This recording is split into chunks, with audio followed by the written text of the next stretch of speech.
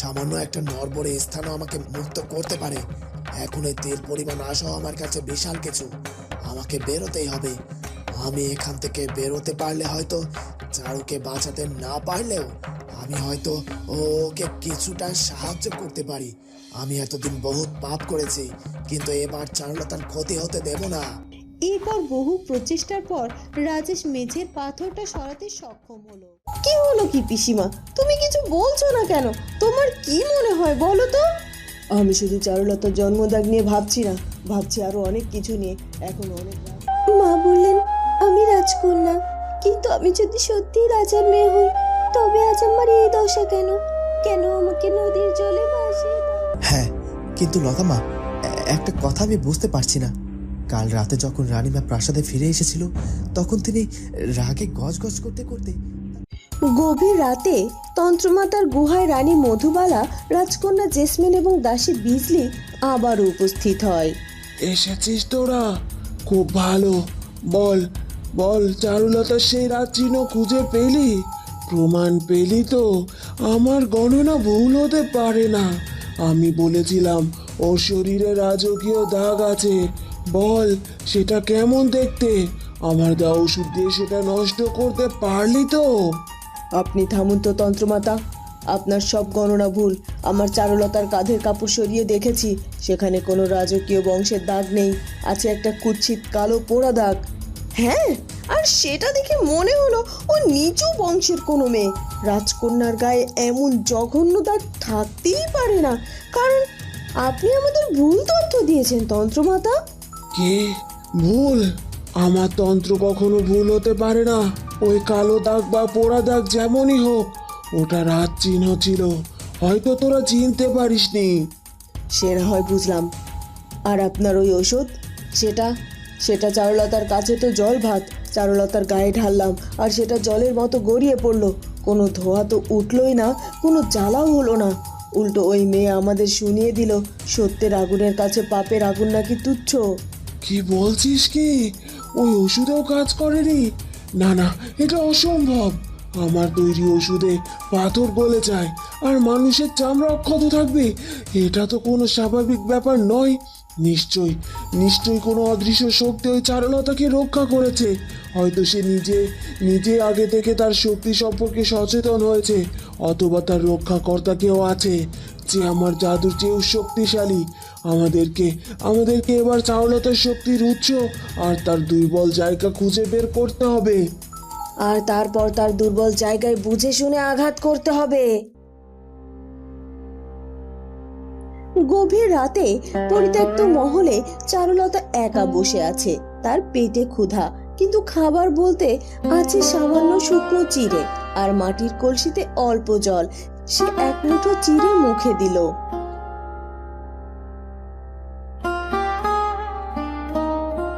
এই শুকনো চিড়ে আজ অমৃতের মতো লাগছে। মানুষ বলে হরেক রকম খাবারই হলো রাজভোগ, কিন্তু রাজভোগের তৃপ্তি কোথায়? আসল তৃপ্তি তো ক্ষুধায়। অনেক রাত হয়েছে, তবুও ঘুম আসছে না কেন? পরিয়ার মা চলে যাওয়ার পর বড্ড একা লাগছে। এরপর চারুলতা জানালার ধারে গিয়ে দাঁড়িয়ে দেখতে লাগে বাইরের অন্ধকার জঙ্গল।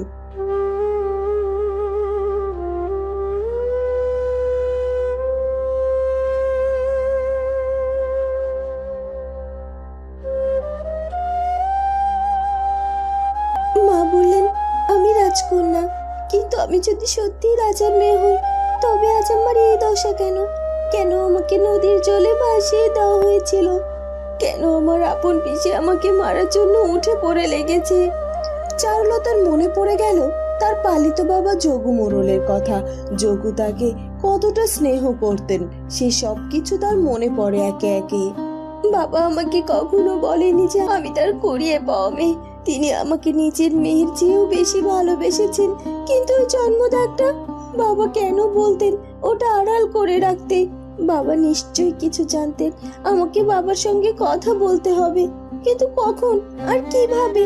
আমি তো এখানে বন্দি, কিন্তু আমার মন তো মুক্ত। এরপর চারুলতা আকাশের দিকে তাকিয়ে ভাবে, সোনা পাখি বা পরি যদি কাল আসে তবে তাদেরকে দিয়ে বাবাকে একটা খবর পাঠাতে হবে। বাবাকে বলতে হবে তার চারু সব জেনে গেছে। এবার সত্যিটা সামনে আনার সময় হয়ে গেছে। রাজেশ গত একদিন ধরে একটু একটু করে কারাগারের মেঝের পাথর সরিয়ে নিচে সুড়ঙ্গ খুঁড়ছে। হ্যাঁ, আরেকটু আরেকটু আরেকটু বাকি। মনে হচ্ছে আর একটু গর্ত খুঁড়লে পারি আমি, আর তখনই আমি এই হেমরাজ্যের গোপন সুড়ঙ্গ খুঁজে পাবো। এই সুড়ঙ্গ নিশ্চয়ই প্রাসাদের বাইরে গেছে। আমাকে এই সুড়ঙ্গ দিয়ে এই রাজপ্রাসাদ থেকে অনেক দূরে গিয়ে বেরোতে হবে। আর আমি যদি এবার বেরোতে পারি। হঠাৎ বাইরে ভারী পায়ের শব্দ শোনা গেল। রাজেশ দ্রুত আলগা পাথর গর্তের মুখে চাপা দিয়ে দিল। একজন রক্ষী কারাগারের সামনে এসে দাঁড়ালো। এই কয়েদি, কি করছিস? এত চুপচাপ কেন? তুই তো এত চুপচাপ বসে থাকার বান্ধানোস রে। গত কয়েকদিন ধরে কানের মাথা খেয়ে দিছিলিস। রানী আর রাজকন্যা জেসমিনের নামে নিন্দা করে করে হঠাৎ এখন চুপ হয়ে গেলি কেন? কিরে, এই মরে গেলি নাকি? মরবো আর কোথায় ভাই? আর তাছাড়া রানী আর রাজকন্যাকে নিয়ে আর কতদিনই বা বকবক করবো? এখন আশা টাশা ছেড়ে দিয়েছি। এখানে বড্ড বড় বড় রাজকীয় মশা, কামড়ালে হাতের মতো ফুলে যায়। অন্যায় করলে এমন কর্ম তো ভোগ করতেই হবে রে। যুবরানীকে অপবাদ দিয়েছিস, মশা তো কামড়াবেই। চুপচাপ বসে থাক, বেশি নড়াচড়া করবি না কিন্তু। এরপর রক্ষী চলে গেল। রাজেশ স্বস্তির নিঃশ্বাস ফেলল। আর বেশি দেরি নয়, আজ রাতেই আমি পালাবো। চারুলতা, আমি আসছি, আমি আসছি। জানি না তুমি কোথায়, কিন্তু তোমাকে আমি খুঁজে বের করবই। আমার পাপের প্রায়শ্চিত্ত আমি তোমার জীবন বাঁচিয়েই করব।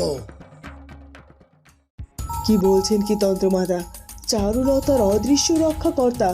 ওই জঙ্গলে ওই মেয়েটার আবার কে থাকবে? না না, আমার বিশ্বাস হয় না চারুলতার কোনো অদৃশ্য শক্তি আছে। তাই যদি হয়ে থাকে তবে সে আমার ষড়যন্ত্রের শিকার হতো না। তন্ত্রমাতা, আমার মনে হচ্ছে আপনার দেওয়া ওষুধটাতে গরমিল ছিল, আর আপনার উপর ভরসা করে আমি এত বড় একটা ঝুঁকি নিয়ে নিলাম, আর আপনি আমাকে ব্যর্থ করলেন। এখন রাজামশাই আমার হাতের বাইরে যাওয়ার উপক্রম হয়ে গেছে। 7 দিনের মেয়াদ পুরোতে আর মাত্র 4 দিন বাকি। এর মধ্যে যদি চারুলতাকে শেষ না করতে পারি তবে আমার সব পরিকল্পনা ভেস্তে যাবে। শান্ত হ রানী, শান্ত হ। তুই আমার ব্যর্থতা নিয়ে প্রশ্ন তুললি, তবে বেশ, আমি মেনে নিলাম আমার ব্যর্থতা। আর এই ব্যর্থতা আমাকে আরো শক্তিশালী করে দেবে। তবে শুনে রাখ, যদি আমার ওষুধ কাজ না করে থাকে তবে বুঝতে হবে চারুলতার শরীরে রাজ রক্তের তেজ আছে। তোরা যে কালো দাগ দেখেছিস ওটা হয়তো ছদ্মবেশ। আমার মন বলছে ওই দাগের নিচেই আসল সত্য লুকিয়ে আছে। কি বলছেন কি? তাহলে এখন উপায়? উপায় একটা আছে। এবার আর ওষুধ নয়, এবার সরাসরি আঘাত। আমি তোকে এমন এক মন্ত্রপুত সাপ দেব যার দংশনে চারুলতার রাজ রক্ত বিষিয়ে যাবে। কোনো শক্তি তাকে বাঁচাতে পারবে না। কিন্তু তার আগে তোকে একটা কাজ করতে হবে। কি কাজ করতে হবে বলুন আমাকে। চারুলতার রক্ষা কবচ ভাঙতে হবে, তার দুর্বল জায়গায় আঘাত করতে হবে, তার সবচেয়ে প্রিয় বা কাছের কাউকে তার কাছ থেকে দূরে সরাতে হবে। যখন সে মানসিকভাবে ভেঙে পড়বে তখনই আমার সাপ তাকে দংশন করবে। প্রিয় মানুষ? তার তো প্রিয় মানুষ অরুণ ছাড়া আর কেউ নেই। আর অরুণ তো এখন আমার নজরদারিতেই রাজপ্রাসাদেই আছে। কি ব্যাপার কি? এত গভীর রাত, তবুও মহারানী আর রাজকন্যা জেসমিন এখনো রাজপ্রাসাদে অনুপস্থিত। তারা গিয়েছে কোথায়? নিশ্চয়ই কোনো না কোনো ষড়যন্ত্রের জাল বুনতেছে তারা। নিশ্চয়ই কোনো না কোনো ষড়যন্ত্রের জাল বুনছে। তবে কি সেই ষড়যন্ত্র? আমার চারুলতা ভালো আছে তো? আমার কি একবার যাওয়া উচিত চারুলতার খোঁজ করতে? মহারানী আমার চারুলতার জীবন নিয়ে কোনো ষড়যন্ত্র করবে না তো? না না, আমার চারুর কিছুই হতে পারে না। আমাকে আর এক মুহূর্ত এখানে অপেক্ষা করলে ঠিক হবে না। এক্ষুনি একবার গিয়ে চারুলতার খোঁজ করে আসতে হবে। এই কথা বলেই রাজপুত্র প্রাসাদ থেকে বেরিয়ে যেতে চায়। তখনই মহারানী মধুবালা, রাজকন্যা জেসমিন দাসী বিজলিও সেখানে প্রবেশ করে এবং তারা রাজপুত্রকে না দেখায় নিজেদের মতো কথা বলতে থাকে। আমি তো তন্ত্রমাতার কথা কিছু বুঝতে পারলাম না মহারানী। উনি তো আপনাকে ভালো সুরাহা দিতেই পারলেন না। শুধু শুধু এতগুলো দিন ওনার কথায় আপনি যুবরানীর জন্মদা খুঁজে চলেছেন। আহ, বাদ দাও তো, ওসব জন্মদাগের কথা, তন্ত্রমাতার কথা আমার মোটেও বিশ্বাস হয়নি। চারুলতার শরীরে ওই জন্মদাগ কোনো শক্তির প্রতি ক্ষতি হতেই পারে না। কি হলো কি পিসিমা, তুমি কিছু বলছো না কেন? তোমার কি মনে হয় বলো তো? আমি শুধু চারুলতার জন্মদাগ নিয়ে ভাবছি না, ভাবছি আরো অনেক কিছু নিয়ে। এখন অনেক রাত হয়েছে, যে যার কক্ষে গিয়ে ঘুমিয়ে পড়ো, কাল সকালে কথা হবে। এরপর সবাই সেখান থেকে চলে যায়।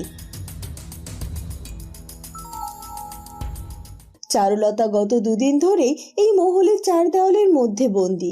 রাজপুত্রের সঙ্গে তার দেখা নেই। এই একঘেয়েমি আর বন্দি দশা তার সহ্য হচ্ছে না। চারুলতা ধীর পায়ে মহলের সীমানা পেরিয়ে পেছনের জঙ্গলে এসে দাঁড়ালো। আর তখনই সোনা পাখি গিয়ে হাজির হয় চারুলতার সঙ্গে দেখা করতে। তোকে এখানে এই অবস্থায় দেখতে আমার বড্ড কষ্ট হচ্ছে রে চারু। যুবরানী হয়ে কেমন জরা জীর্ণ পোশাকে তোকে দেখতে হচ্ছে। তবুও লতামার পরীর কারণে কিছুটা নিশ্চিন্ত আছি, কিন্তু ওরা কোথায়? ওদের তো দেখতে পাচ্ছি না এখানে। তবে কি তুই এখানে একাই ছিলিস? না না, লতামার পরি আমার সঙ্গে ছিল। ওরা আমার সঙ্গে ছায়ার মতো রয়েছে রে সোনা পাখি। আর ওরা ছিল বলেই তো আমি এত কষ্টের মাঝেও হাসতে পারছি। লতামার পরীকে আমি একটু প্রাসাদে পাঠিয়েছি রাজপুত্রের সঙ্গে দেখা করতে। লতামার পরী এতক্ষণ নিশ্চয় রাজপুত্রের সঙ্গে দেখাও করেছে। রাজপুত্র হয়তো আমার জন্য দুশ্চিন্তা করছে, তাই না রে? ঠিকই ধরেছিস তুই চারু। কাল সারাটা রাত রাজপুত্র ঘুমায়নি, তোর জন্য শুধু ছটফট করেছে। বারবার তোর কাছে ছুটে আসতে চাইছিল, কিন্তু রানীমার কড়া পাহারা এড়িয়ে তোর কাছে আসাটা তো এত সহজ নয়। আর রাজপুত্র তোর সঙ্গে এসে দেখা করলে তোর বনবাসে যে বৃথা যাবে রে। তখন রানী তার বনবাসের সময় আরো দীর্ঘ করে দেবে। সেজন্যই তো রাজপুত্র আসতে পারছে না, কিন্তু ওদিকে আবার দুশ্চিন্তা করেও মরছে বেচারা। এই জন্যই তো আমি লতামাকে আর পরীকে পাঠালাম। লতামার পরীর কথা তিনি একটু নিশ্চিন্ত হবেন। আমি আর রাজপুত্রকে বলেছি লতামার পরী থাকতে তার কোনো ক্ষতি হবে না। হ্যাঁ সোনা পাখি, তুই এসে বড্ড ভালো করেছিস। তোকে খুব দরকার ছিল এই মুহূর্তে। তোকে দিয়ে একটা কাজ করাতে হবে। শোন, তোকে কিন্তু একবার মধুপুর যেতে হবে। কি? মধুপুরে? কিন্তু কেন চারুলতা? আমি আমার জীবনের অনেক বড় একটা সত্যি জানতে পেরেছি রে সোনা পাখি। আর সেই সত্য কথাগুলো প্রমাণ নিশ্চয়ই আমার ওই পালিত বাবার কাছে আছে।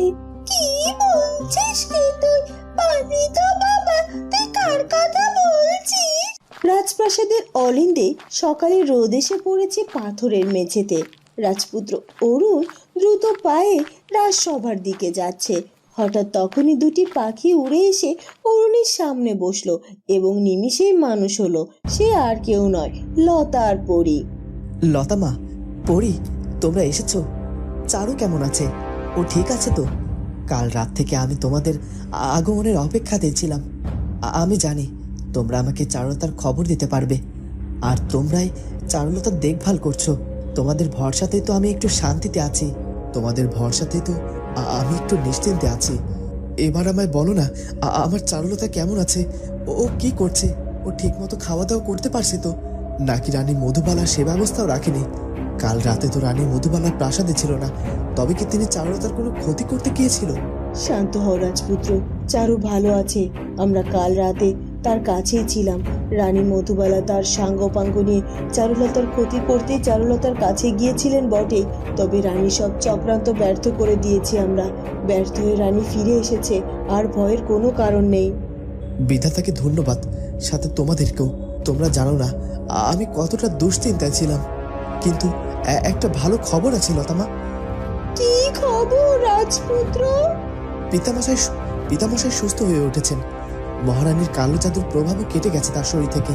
তিনি এখন শুধু অভিনয় করছে মহারানীর বশ হয়ে থাকার, আর রানী ভাবছে রাজা এখনো তার বশে। কিন্তু আসলে রাজামশাই সব বুঝতে পারছেন আর আমি পিতামশাইকে সবকিছু খুলে বলেছি। সব শুনে পিতামশাই ও রানীমাকে হাতে নাতে ধরবার অপেক্ষা করছেন। আমরা খুব শীঘ্রই রানীকে হাতে নাতে ধরবো আর তাকে তার যোগ্য শাস্তি দিতে পারবো। সত্যি সত্যি রাজামশাই সুস্থ? এ তো দারুণ খবর। তাহলে তো চারুর মুক্তির পথ আর খুব বেশি একটা দূরে নয়। হ্যাঁ, কিন্তু লতামা, একটা কথা আমি বুঝতে পারছি না। কাল রাতে যখন রানীমা প্রাসাদে ফিরে এসেছিল তখন তিনি রাগে গজগজ করতে করতে তার কক্ষে যাচ্ছিলেন আর রাজকন্যা জেসমিন ও তার খাস দাসীর সঙ্গে কিছু একটা জন্মদাগ নিয়ে কথা বলছিলেন। চারুলতার জন্মদাগ, এমন কিছু একটা হবে। কিন্তু হঠাৎ রানীমা কেন চারুলতার শরীরের দাগ খুঁজতে গিয়েছিল? এর মানে কি? লতার পরি একে অপরের দিকে তাকালো। তারা এখনই রাজপুত্রকে আসল সত্যটা বলতে চায় না।